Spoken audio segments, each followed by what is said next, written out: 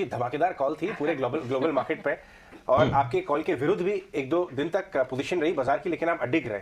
तो एक बार तो आपने मजा बांध दिया, चाहे वो ग्लोबल मार्केट पे हो चाहे इंडियन मार्केट। देखिए, जो शॉर्ट ट्रेड था, ट्रेडर्स के लिए तो जहां रिवर्सल्स हो वहां आपको स्टॉप लॉस लेने पड़ेंगे। बिल्कुल। और वो ट्रेड, शॉर्ट ट्रेड तो साफ हो चुका। 17,200 के ऊपर निफ्टी में शॉर्ट ट्रेड के बचे रहने की कोई संभावना नहीं है। तो अब क्या?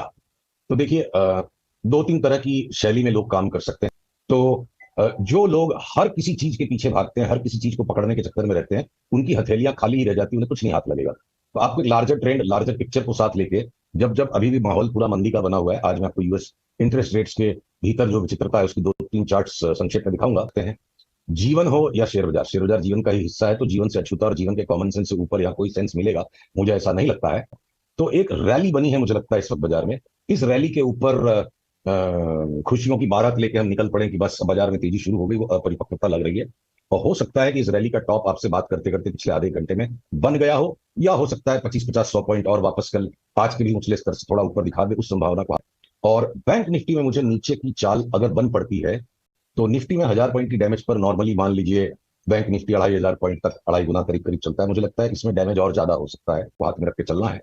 तो ब्रॉडली स्पीकिंग 17,500 से लेके 16,500 का अगला चरण लगता है निफ्टी का, और वो अभी हो गया है। उसको कोई ट्विटर पे आके ट्रोल करेंगे तो अच्छी बात है, हमें तो जितनी ज्यादा ट्रोलिंग होती है हमारा आत्मविश्वास उतना बढ़ जाता है। तो इस वाले पॉइंट को जरा समझाएं। मैं एक अनुरोध कर सकता हूं आपसे? बिल्कुल। एक बहुत महत्वपूर्ण बिंदु छूट जाएगा अगर हम सारे स्टॉक्स पे सिस्टम, तो लगातार वही बात होगी। अगर मेरी स्क्रीन पर ये चार्ट नजर आ रही है आपको, जो कि US 2 year US treasury two year bonds की जो चार्ट है, उसके पहले वाला कैंडल एक हैमर कैंडल था जो पोटेंशियल वार्निंग होता है, और कल ये इसने डाउन ट्रेंड लाइन को ब्रेक कर दिया। और ये ज्यादा स्पष्ट हो जाएगा जब आप थोड़े से लॉन्गर होराइजन पे जाते हो। 5 ईयर की जो यील्ड है उसमें हैमर के बाद बहुत बड़ा मूव कल आ गया, डाउन ट्रेंड लाइन टूट गई है। 10 ईयर के अंदर और भी ज्यादा स्पष्ट है ये चीज। तो जो चार जिनकी चांदनी आई थी कि यूएस इंटरेस्ट रेट्स ने इतनी बड़ी एक अपवर्ड स्पाइरल को धम से ये नीचे आए, और उसके कारण पूरे वर्ल्ड में स्टॉक मार्केट्स ने एक उछाल लिया।